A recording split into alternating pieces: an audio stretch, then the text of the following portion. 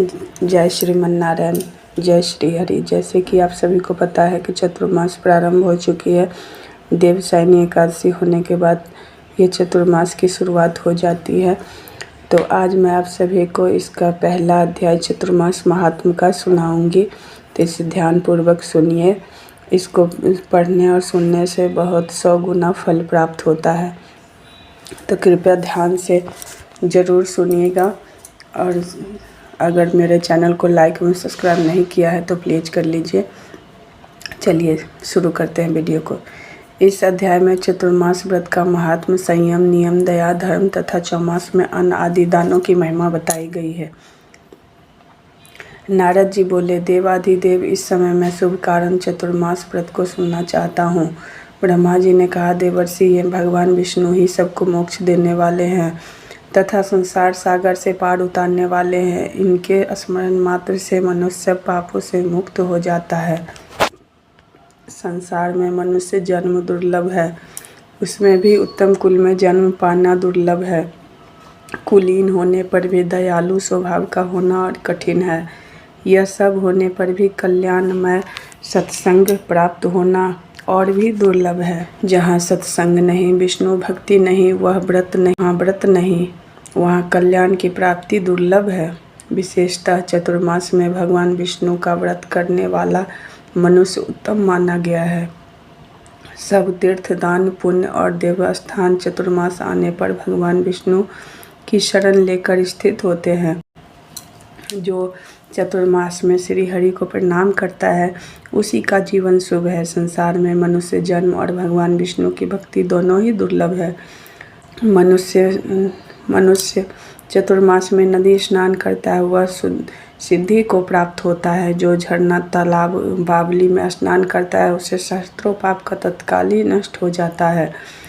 पुष्कर, प्रयाग अथवा किसी महातीर्थ जल में जो महात्मा चतुर्मास में स्नान करता है उसे पुण्य की संख्या गिनी नहीं जा सकता। नर्मदा, भास्कर, क्षेत्र, प्राची, सरस्वती तथा समुद्र संगम में एक दिन भी जो चतुर्मास में स्नान करता है उसमें पापों का लेश मात्र भी नहीं रह जाता। जो नर्मदा में एकाग्रचित होकर 3 दिन भी चौमासे में स्नान करता है उसके पाप के सहस्त्र टुकड़े हो जाते हैं। जो गोदावरी नदी में सूर्योदय के समय चौमासे में 15 दिन तक स्नान करता है वह कर्म जनित शरीर का परित्याग करके भगवान विष्णु के धाम में जाता है। आप अगर मेरे चैनल पर नए हैं तो पीके ज्ञान वस्तु चैनल को सब्सक्राइब कर लीजिए, क्योंकि मैं 10 दिन तक आप सभी के लिए चतुर्मास से जुड़ी हुई कथा को लेकर आऊँगी। तो चलिए आगे बढ़ते हैं। जो मनुष्य तिल मिश्रित एवं आंवला मिश्रित जल से अथवा बिलपत्र से जल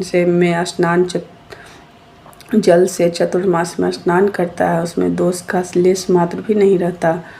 देवाधिदेव भगवान विष्णु के चरणों में अंगुष्ठ से प्रवाहित होने वाले गंगा जी सदा ही पाप नाशिनी कही गई हैं। चतुर्मास में उनका यह महात्म विशेष रूप से प्रकट होता है।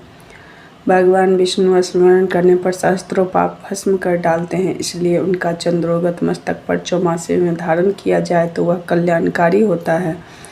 चतुर्मास में भगवान नारायण जल में शयन करते हैं, अतः उनमें भगवान विष्णु के तेज का अंश व्याप्त रहता है। उस समय उनमें किया हुआ स्नान सब तीर्थों से अधिक फल देने वाला होता है। नारद, बिना स्नान के जो पुण्य कार्यक्रम शुभ कर्म किया जाता है वह निष्फल होता है, उसे राक्षस ग्रहण कर लेते हैं। स्नान से मनुष्य सत्य को पाता है। स्नान सनातन धर्म है। धर्म से मोक्ष रूप फल पाकर मनुष्य फिर दुखी नहीं होता। रात को और संध्या काल में बिना ग्रहण के स्नान ना करें।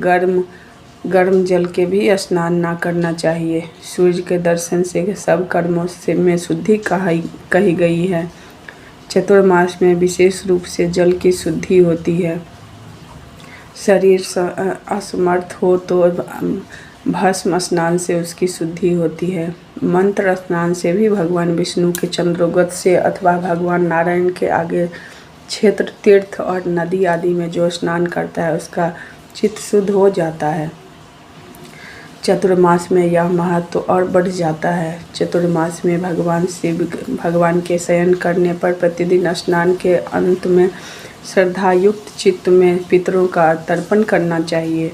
इससे महान फल की प्राप्ति होती है। नदियों के संगम में स्नान के पश्चात पितरों और देवताओं का तर्पण करके जप होम आदि कर्म करने से अनंत फल की प्राप्ति होती है। पहले भगवान गोविंद का स्मरण करके पीछे शुभ कर्मों का अनुष्ठान करना चाहिए। ये भगवान गोविंद ही देवता, पितर और मनुष्य आदि को तृप्ति देने वाला है। चतुर्मास सब गुणों से युक्त समय है। उसमें धर्मयुक्त श्रद्धा एवं स्मृति से पवित्र समस्त कर्मों का अनुष्ठान करना चाहिए। सत्संग, ब्राह्मण भक्ति, गुण, देवता और अग्नि का तर्पण, गोदान, वेद पाठ, सत्कर्म, सत्य भाषण, गो भक्ति और दान में प्रीति, ये सब सदा धर्म के साधक हैं। भगवान विष्णु के शयन करने पर उक्त धर्मों का साधन एवं नियम भी महान फल देने वाला होता है। 2 घड़ी भी भगवान विष्णु का ध्यान एवं उन निरंजन परमेश्वर के सेवन से जो जन्मों का पाप भस्म हो जाता है। यदि मनुष्य चौमासे में भक्तिपूर्वक योग के अभ्यास से तत्पर न हुआ हो तो निसंदेह उनके हाथ में अमृत गिर गया है। बुद्धिमान मनुष्य को सदैव मन को संयम में रखने का प्रयत्न करना चाहिए, क्योंकि मन में भली भांति वश में होने से ही पूर्णतः ज्ञान की प्राप्ति होती है। यह बात निश्चय पूर्वक ही कही जा सकती है। अतः क्षमा के द्वारा मन को वश में करना चाहिए। एकमात्र सत्य ही परम धर्म है। एक सत्य ही परम तत्व है। केवल सत्य ही परम ज्ञान है और सत्य में ही धर्म की प्रतिष्ठा है। अहिंसा धर्म का मूल है, इसलिए उस अहिंसा को मन, वाणी और क्रिया के द्वारा आचरण में लाना चाहिए। पराये धन का अपहरण और चोरी आदि पाप कर्म सदा सब मनुष्यों के लिए वर्जित है। चतुर्मास में इनसे विशेष रूप से बचना चाहिए। ब्राह्मण तथा देवता की संपत्ति का विशेष रूप से त्याग करना चाहिए।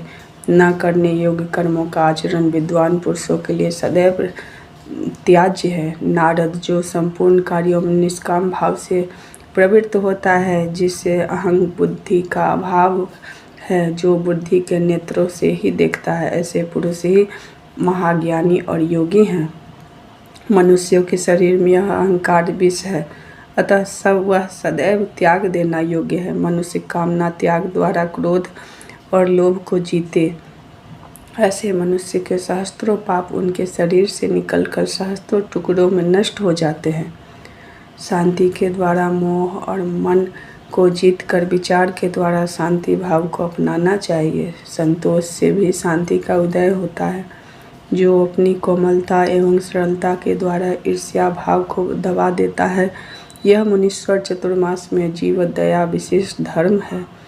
प्राणियों से द्रोह करना कभी भी धर्म नहीं माना गया है, अतः सदा सब मासों में भूतद्रोह का परित्याग करना चाहिए। सत्पुरुष इस भूतद्रोह को शास्त्रों पापों का मूल बताते हैं, इसलिए मनुष्यों को सर्वथा प्रयत्न करके प्राणियों को प्रति दया करनी चाहिए। सब प्राणियों के हृदय में सदा भगवान विष्णु विराजते हैं। जो उन प्राणियों से द्रोह करने वाला है, उसके द्वारा भगवान का ही तिरस्कार होता है। जिस धर्म में दया नहीं है वह दूषित माना गया है। दया के बिना न विज्ञान होता है, न धर्म होता है और न ही ज्ञान ही होता है। अतः सब प्राणियों के प्रति आत्मभाव रखकर सबके ऊपर दया करना सनातन धर्म है, जो सब पुरुषों द्वारा सदा सेवन करने योग्य है। सब धर्मों में दान, धर्म, विद्या दान लोग सदा प्रशंसा करते हैं। वेद में अन्न को ब्राह्मण कहा गया है। अन्न में ही प्राणों की प्रतिष्ठा है, अतः मनुष्य सदा अन्न एवं जल का दान करे। जल देने वाला तृप्ति को और अन्न दान करने वाला मनुष्य अक्षय सुख को पाता है। अन्न और जल के समान दूसरा कोई दान नहीं हुआ है, न होगा। मणि, रत्न, मूंगा, चांदी, सोना, वस्त्र तथा अन्य वस्तुओं के दानों में भी अन्नदान ही सबसे बढ़कर है। चतुर्मास में अन्न और जल का दान, गोदान, प्रतिष्ठित वेद पाठ, अग्नि में हवन, ये सब महान फल देने वाला है। यदि भगवान विष्णु के साथ समागम के लिए वैकुंठ धाम में जाने की इच्छा हो तो सब पापों के नाश के लिए चौमासे में अन्नदान करना चाहिए। अन्नदान करने से सब प्राणी प्रसन्न होते हैं। देवता भी अन्नदाता की स्पृहा रखते हैं। गुरु और ब्राह्मणों को भोजन कराना, घृत दान करना तथा सत्कर्मों से संलग्न रहना, ये सब बातें चतुर्मास काल में जिसमें मौजूद है वह साधारण मनुष्य नहीं है। सब धर्म, सत्य कथा, सत्पुरुषों की सेवा, संतों का दर्शन, भगवान विष्णु का पूजन और दान में अनुराग, ये सब बातें चौमासों में दुर्लभ बताई गई है। जो मनुष्य चौमासों में पितृ के उद्देश्य से अन्नदान करता है वह सब पापों से शुद्ध चित्त होकर पितरों के लोक में जाता है। उसके अन्नदान के तृप्त हुए देवता लोग उसे मनवांछित फल वस्तु प्रदान करते हैं। चींटी भी उनके घर से भोजन लेकर जाती है। अन्नदान सबसे उत्तम है, उसका न रात में निषेध है न दिन में। चौमासे में वह विशेष रूप से पापों का नाश करने वाला है।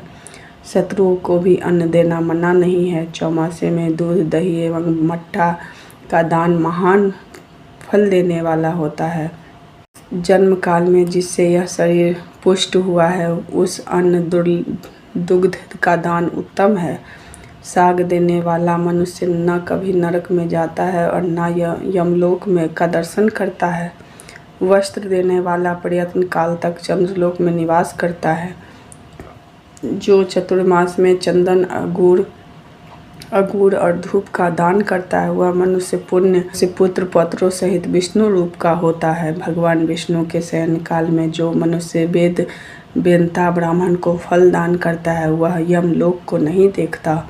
जो चौमासे में भगवान विष्णु की प्रीति के लिए विद्यादान, गौदान, भूमि दान करता है वह अपने पूर्वज को उद्धार कर देता है। जो जिस देवता के उद्देश्य से चौमासे में गुड़, नमक, तेल, शहद, तीर्थ पदार्थ, तिल और अन्न देता है वह उसी के लोक में जाता है। विशेषतः चतुर्मास में मनुष्य को अग्नि में आहुति देनी चाहिए, ब्राह्मण को दान देना चाहिए और गौओं की भली भांति सेवा पूजा करनी चाहिए। भविष्य में दान देने की प्रतिज्ञा न करके शीघ्र ही दे डालना चाहिए।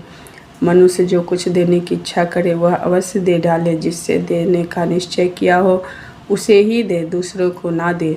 दी हुई वस्तु उससे वापस ना ले। जो श्री हरि के शयन काल में ब्राह्मणों के लिए सब प्रकार का दान देता है वह पूर्वजों सहित अपने को पापों से मुक्त कर लेता है।